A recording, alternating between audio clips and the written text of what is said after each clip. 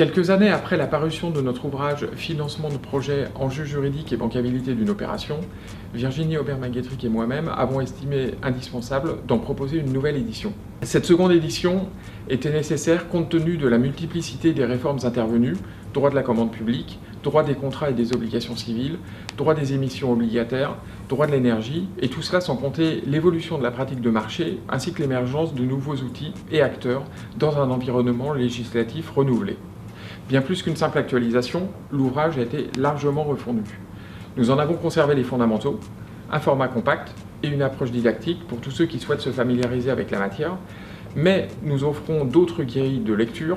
D'un côté, une vision pratique, en y agrémentant nos retours d'expérience en tant que praticiens au quotidien du financement de projet, et puis des analyses juridiques plus poussées, parfois prospectives ou théoriques, sur des problèmes identifiés ou non d'ailleurs par la pratique. L'ouvrage se divise en deux parties. La première partie de l'ouvrage concerne l'organisation juridique du projet. Cette partie présente tout d'abord les principes fondamentaux qui constituent la base sur laquelle est élaborée l'architecture contractuelle d'un projet, comme par exemple les principes liés à l'identification et à la répartition des risques. Il est important de rappeler ces principes car ce sont les outils indispensables à la bonne compréhension d'un financement de projet qui est structuré, rappelons-le, de façon à être sans recours ou à recours limité sur les actionnaires.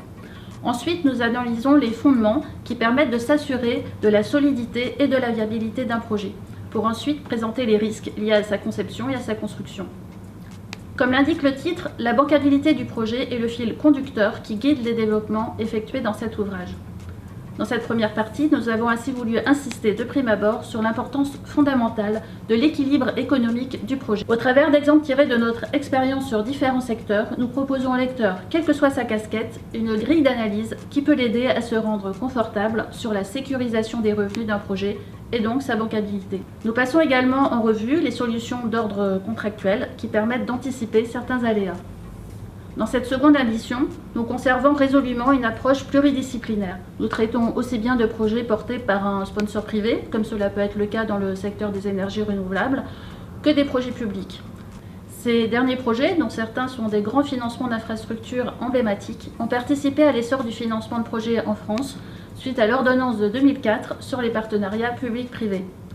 Cette nouvelle édition fait état des évolutions qui ont ainsi marqué le droit de la commande publique ces dernières années et qui ont eu un impact structurant sur ces financements. La seconde partie est relative au financement. Elle se divise entre le financement junior, l'equity ou les fonds propres, et le financement senior ou prioritaire. Si cette dichotomie entre dette et fonds propres reste globalement inchangée, nous avons pris en considération une certaine porosité liée à la diversification des techniques de financement ainsi que celle des acteurs. En particulier, la technique obligataire, dont le cadre législatif a été réformé en 2017, est utilisée tant pour les fonds propres que pour la dette mezzanine et que pour la dette senior. Mais ce n'est pas tout. Le financement des énergies renouvelables a largement favorisé l'irruption des investisseurs ou financeurs participatifs via le crowdfunding, et de leur côté, les fonds d'investissement font une apparition remarquée sur le marché de la dette dans un environnement législatif qui leur est devenu très favorable. L'ambition de cet ouvrage est donc d'offrir au lecteur, juriste ou non, un outil essentiellement pratique pour l'accompagner dans des projets de toute taille et sur des secteurs variés. Nous espérons que les développements que nous avons effectués l'encourageront à poursuivre ses réflexions dans cette matière riche et vivante.